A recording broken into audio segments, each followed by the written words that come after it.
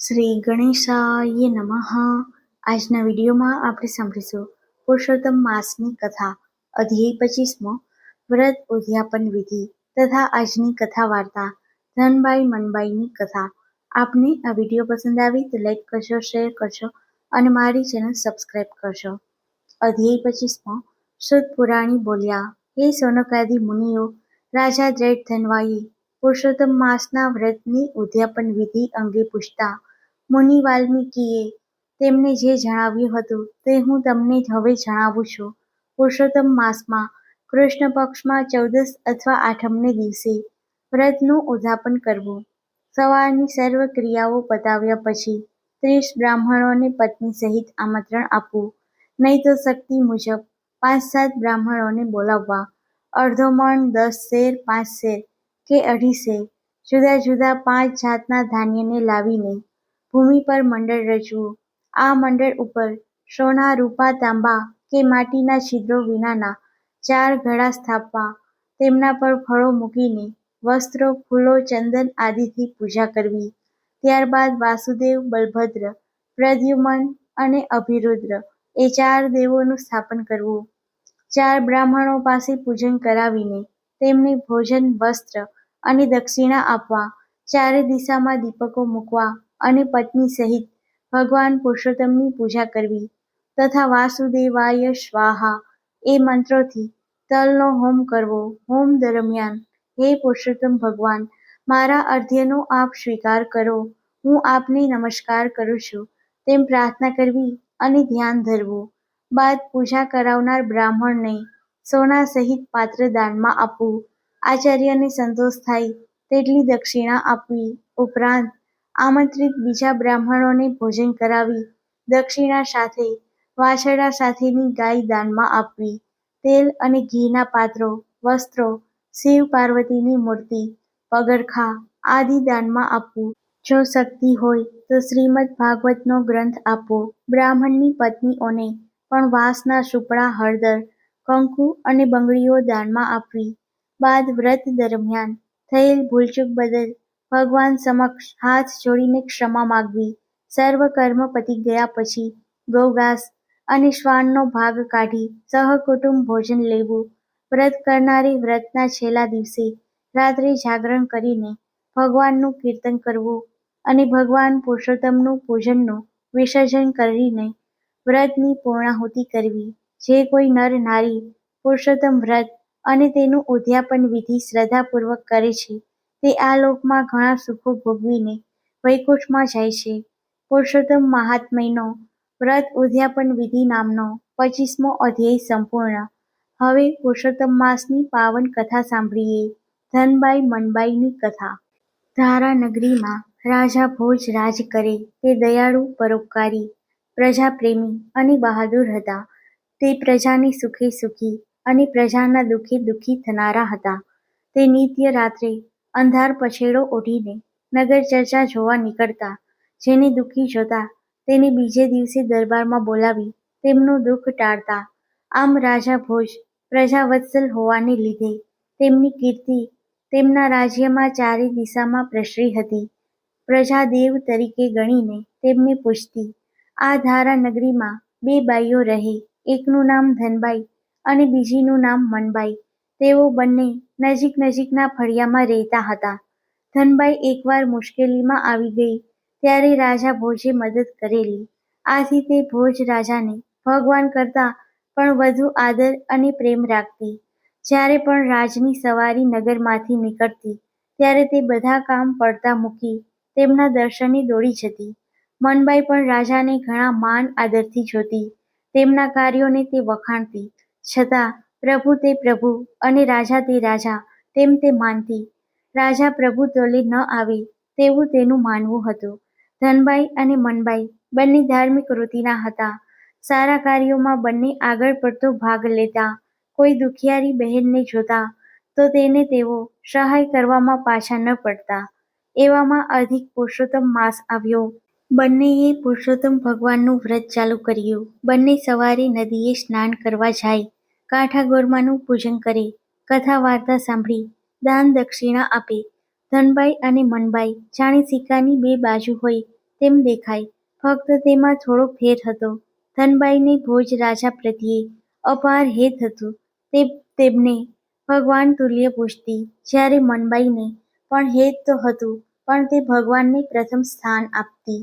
તે વ્રત દરમિયાન પુરુષોત્તમ ભગવાનનું સતત રટણ કર્યા કરતી. દરરોજ પ્રાતઃકાળે નદીએ સ્નાન કરતી વખતે ધનબાઈ સૂર્ય સામે હાથ જોડીને બોલે, હે પુરુષોત્તમ ભગવાન, ફળજો ભોજ ભૂપાળ. જ્યારે મનબાઈ હાથ જોડીને બોલે, ફળજો નંદ ગોપાળ. આમ બંને ધનબાઈ અને મનબાઈ સૂર્યદેવ સમક્ષ સ્નાન કરતી વખતે જુદી જુદી પ્રાર્થનાઓ કરતી. ધનબાઈ માનતી કે ભગવાનને રીઝવવા તો ઘણા જપ તપ કરવા પડે, વળી પ્રભુ સાંભળે પણ ખરા અને ન પણ સાંભળે. જ્યારે રાજા તો તરત રીંઝી જાય, કેમ કે તે તો હાજરા હજુર હોવાથી તે તરત ફળશે. રોજ આ પ્રમાણે ચાલે છે. એકવાર રાજાની દાસીએ આ પ્રાર્થના સાંભળી. એણે જઈને રાણીબા મારફત આ વાત રાજાને પહોંચાડી.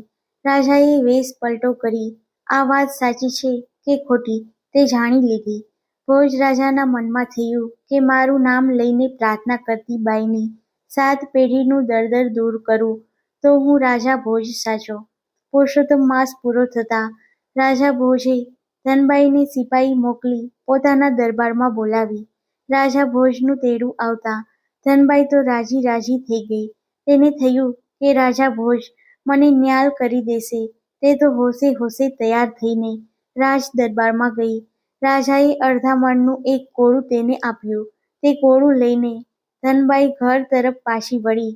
ધનબાઈ મનમાં વિચારવા લાગી કે મેં આખા પુરુષોત્તમ માસ દરમિયાન ફળજો ભોજ ભૂપાળ કહેતી રહી, ત્યારે છેવટે ભોજ રાજાએ મને અડધા મણનું કોળું આપ્યું.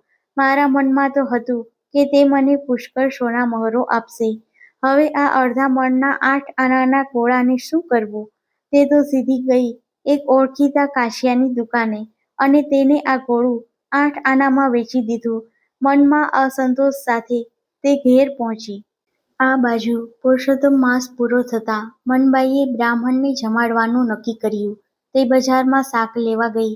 તેની નજરે પેલા અડધા મણનું કોળું પડતાં તેણે તે 12 આનામાં તે વેપારી પાસેથી ખરીદ કરી લીધું. બધો સરસામાન લઈને મનબાઈ ઘેર આવી. તેણે બધા બ્રાહ્મણોને નોતરા દઈ દીધા હતા અને સાંજે બધા જમવા આવવાના હતા, એટલે તેણે રસોઈની તૈયારી કરવા માંડી. તેણે કોળું સમારવા માંડ્યું કે અંદરથી ખડીંગ ખડીંગ કરતી સોના મહોરો નીચે પડવા માંડી. મનબાઈ વિસ્મયથી આ જોઈ રહી. તેના પગ આગળ સવાસો સોના મહોરોનો ઢગલો થયો. મનબાઈ સમજી ગઈ કે આ પુરુષોત્તમ ભગવાનની કૃપાનું ફળ છે. તેણે તો 5 બ્રાહ્મણોને જમવાના નોતરા આપ્યા હતા. હવે દ્રવ્ય હાથમાં આવતા તેણે તો તાબડતોબ 25 બ્રાહ્મણોને આમંત્રણ આપી પોતાને ત્યાં જમવા નોતર્યા. તેણે તો તડામાર તૈયારી કરીને સાંજના 25 બ્રાહ્મણોને જમાડીને સારી એવી દક્ષિણા આપી. બ્રાહ્મણો તો મનબાઈની જય બોલાવતા બોલાવતા પોતપોતાને ઘેર ગયા. રાજા ભોજને પોતાના ગુપ્તચર દ્વારા જાણવા મળ્યું કે આજે તો મનબાઈની જય બોલાઈ છે. રાજાને મનમાં થયું કે આજે ધનબાઈની જય બોલાવવી જોઈએ. તેને બદલે મનબાઈની જય કેમ બોલાઈ છે? કેમ કે તેમણે તો ધનબાઈને સવાસો સોના મહોરો ગઈકાલે આપી હતી. રાજાએ ધનબાઈને દરબારમાં બોલાવી અને કોળાનું શું કર્યું તે પૂછ્યું. ધનબાઈએ જણાવ્યું, મહારાજ, તમે આપેલ મોટા કોળાને મારે શું કરવું? તેથી કરીને મેં તે કાશિયાને 8 આનામાં વેચી દીધું. રાજાને આ વાત જાણી પસ્તાવો થયો. તેણે સિપાઈ મારફત કાશિયાને દરબારમાં બોલાવ્યો. કાશિયાને કોળા બાબતમાં પૂછતા તેણે જણાવ્યું, મનબાઈ મારી પાસેથી તે કોળું 12 આનામાં ખરીદીને લઈ ગઈ હતી. રાજાએ મનબાઈને દરબારમાં તેડાવી અને કોળા અંગે પૂછપરછ કરી. ત્યારે મનબાઈએ કહ્યું, મહારાજ, મેં પુરુષોત્તમ માસનું વ્રત કર્યું હતું. પુરુષોત્તમ માસ પૂરો થતાં મારે બ્રાહ્મણોને જમાડવાના હોવાથી મેં એ કોળું લાવીને શાક કર્યું હતું. ભોજ રાજાએ પૂછ્યું, એ કોળામાંથી કંઈ નીકળ્યું હતું? મનબાઈ બોલી, હા મહારાજ, તે કોળામાંથી સવાસો સોના મહોરો નીકળી હતી. તેમાંથી મેં 25 બ્રાહ્મણોને જમાડ્યા હતા. રાજા કહે, તું તે સવાસો સોના મહોરો કાશિયાને આપવા શા માટે ન ગઈ? તારી ફરજ હતી કે તારે તે કાશિયાને આપી દેવી જોઈએ. મનબાઈ બોલી, હે રાજન, તે સોના મહોરો કંઈ કાશિયાની ન હતી.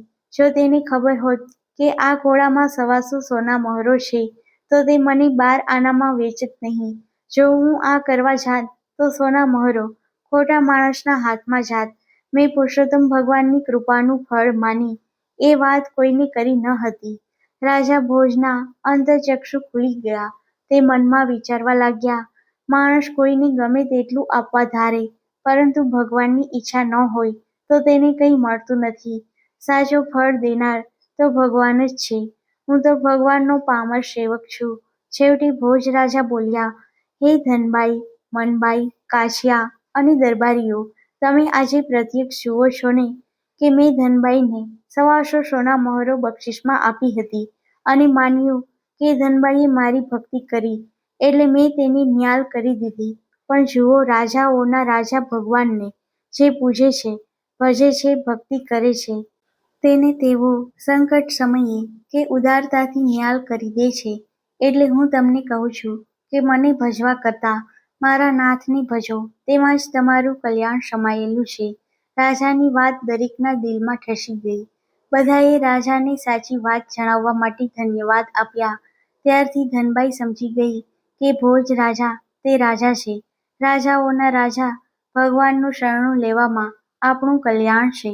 બીજો અધિક માસ આવ્યો ત્યારે ધનબાઈએ પૂર્ણ શ્રદ્ધા સાથે પુરુષોત્તમ ભગવાનને પૂજ્યા. પુરુષોત્તમ ભગવાનની કૃપાથી તેનું દારિદ્ર્ય ટળી ગયું. બોલો પુરુષોત્તમ ભગવાનની જય.